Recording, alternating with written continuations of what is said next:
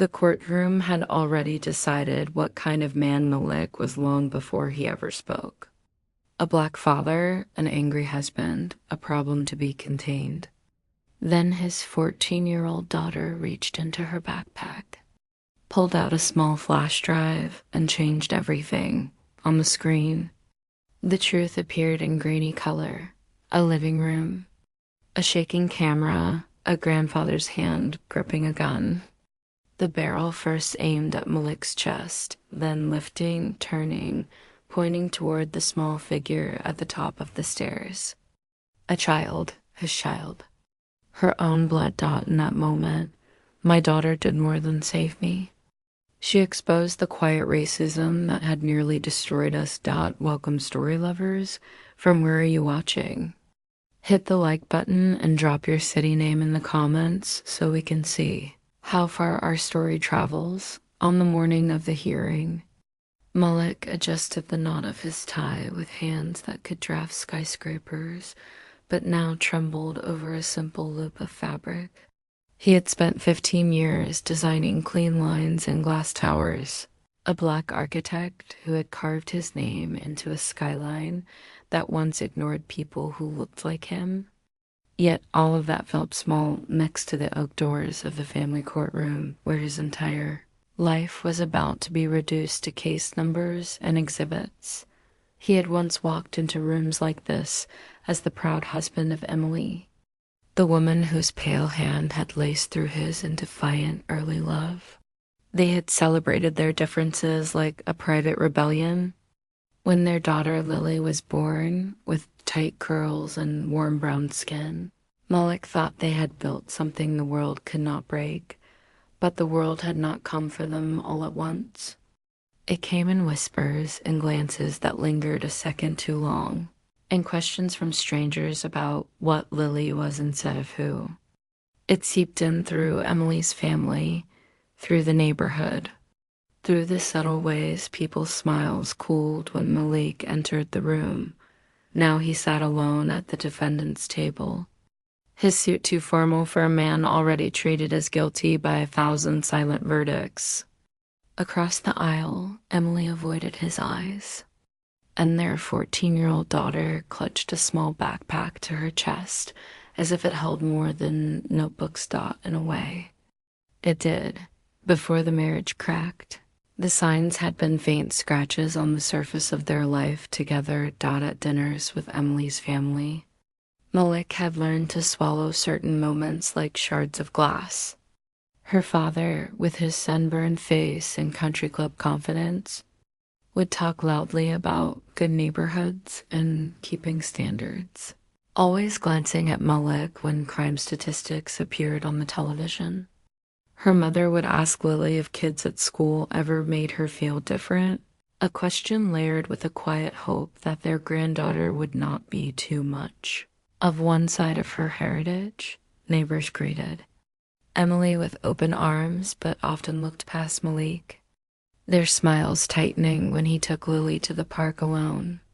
Once, a woman approached a police officer near the swings, watching Malik from a distance as if a father pushing his daughter on a swing set was cause for concern. The officer had walked over with that stiff professionalism that carries both duty and suspicion, asking for ID, asking if Lily was really his.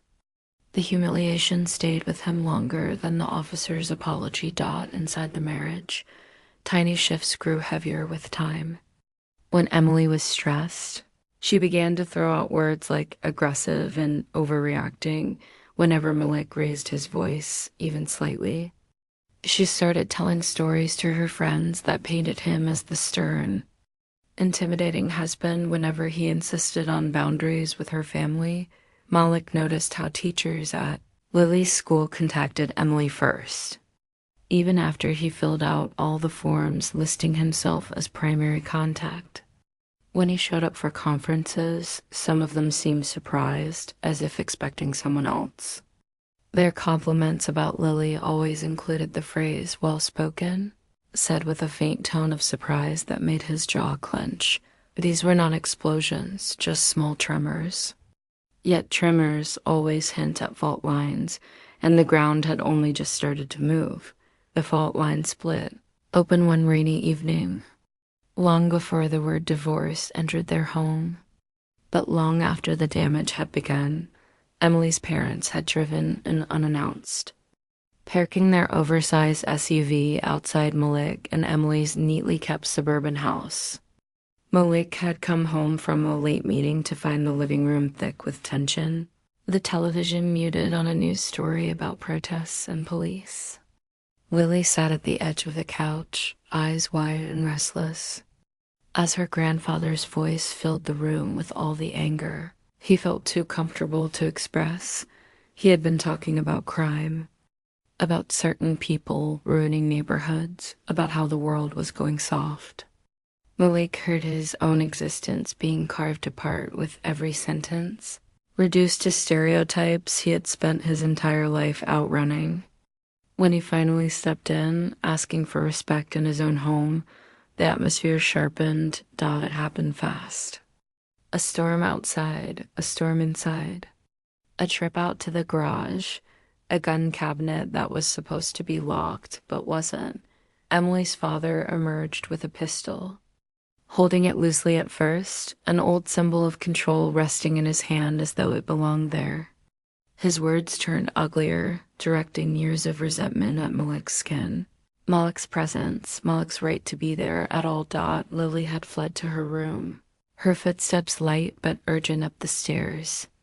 Malik never knew in that moment, but she stopped halfway, turned and crept back, phone in hand, heart pounding as she pressed record from the shadow of the hallway. Malik's instincts kicked in, not to fight, but to survive. He held his hands out, stayed calm, and backed toward the door, every muscle twitching with the instinct to run and the need not to give this man any excuse to pull the trigger. Emily stood between them, but did nothing to disarm her father, her silence choosing a side. Afterward, the story changed. Emily's father described Malik as threatening, towering, unstable. Emily's mother repeated the story to others, each retelling, polishing it until Malik became the danger. Emily did not correct them, and when the marriage finally fractured, every distorted retelling turned into ammunition in a courtroom that loved neat narratives. In the courtroom, Malik watched that same twisted story become the spine of Emily's case. Her attorney laid out a timeline that painted Malik as volatile, prone to anger, potentially dangerous. They spoke about the night of the gun as if Malik had been the one holding it. The words were careful but weighted, using terms that people like to apply to black men when they want fear without evidence. Unpredictable, intimidating, unstable. The judge listened, frowning as if he heard something concerning in their description of Malik's so-called outbursts. No one mentioned that Malik had never been arrested, never had a record, never raised a hand to anyone. Those facts became footnotes, swept aside by the power of suggestion. Malik's liar objected, clarified, presented cleaner truths. But truth sat quietly while suggestion strutted across the room, draped in respectability and subtle bias. Lily's hands tightened around the straps of her backpack. Her eyes moved between her parents, between the judge and the attorneys, as if searching for someone who would finally choose the full story over the comfortable one. When no one did. She made a choice of her own. It happened after a particularly brutal stretch of testimony, where Malik's character had been sliced and rearranged until even he barely recognized the portrait being painted of him. The judge began shuffling papers, preparing to move toward closing arguments. The air in the courtroom felt heavy with inevitability. Then Lily stood. She moved with a trembling determination, stepping into the center of the room before anyone could stop her. The backpack that had rarely left her grip all morning was now clutched to her chest like a shield and a weapon in one. For the first time, every gaze turned to her, the child caught between two versions of the truth. From that backpack, she pulled out a small tablet and a flash drive. The clerk helped connect it to the courtroom screen. Confusion etched across her face. Malik's heartbeat thundered as the screen flickered, the lights dimming slightly as the video began to load.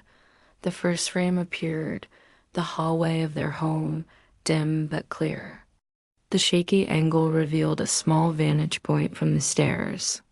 The camera caught Emily's father in the living room, gun gripped in his hand, arm extended. The barrel of the gun was pointed directly at Malik's chest. And then, as the video continued, it swung toward the stairs, toward where Lily had stood, unsteady but visible. As her grandfather snarled words soaked in hatred at both father and granddaughter Dot in that moment, every crafted lie in the courtroom began to unravel. Silence fell so absolute it seemed to swallow the room. The only sounds were the clipped, venomous phrases spilling from the speakers as Emily's father raged on the screen, his voice thick with hatred and entitlement. The video captured everything: Malik's calm, steady posture, his refusal to move toward the gun, his insistence on backing away. It captured Lily's small, shaking figure at the top of the stairs as the gun briefly pointed at her. The moment her grandfather's mask slipped entirely, the judge's expression shifted from mild impatience to something harder, colder. The clerk replayed key moments at his request. Emily buried her face in her hands as the courtroom watched a man they all knew as a charming retiree reveal the rot beneath his polite exterior. When the video ended, no one rushed to fill the silence. Everyone understood that something fundamental had just changed. The narrative had snapped in half, and the truth lay exposed, raw and undeniable in the days that followed. The official consequences unfolded like slow-moving dominoes. The judge ordered an immediate investigation, not into Malik, but into Emily's father and the family's attempts to conceal the incident. Custody arrangements, once leaning heavily toward Emily, were recalibrated with deliberate care. Malik was granted primary custody, with Emily's access tied to therapy and supervised visits until the dust settled. Lily's courage became the axis on which the entire case turned, yet the deeper reckoning did not come from legal documents. It came from the way people looked at Malik afterward, some unable to meet his eyes, others confronting the discomfort of knowing they had believed the easier story. It came from Lily's quiet confession that she had carried that video for months. Too afraid no one would believe her if she shared it. Malik realized that racism in his life had rarely worn a hood or shouted in the street. It had often worn pressed shirts and polite smiles, hiding behind family dinners and courtroom decorum. It had relied on assumptions about dangerous black men and safe white grandfathers, banking on a system that would side with the familiar. But one girl's decision to press record, and later press play, cracked that illusion. Somewhere beyond that courtroom, countless other families were fighting quieter versions of the same battle. And maybe, hearing this story, someone else would feel a little less alone, a little more willing to confront the rot in their own circles. Thanks for watching. Subscribe for more powerful stories and new videos.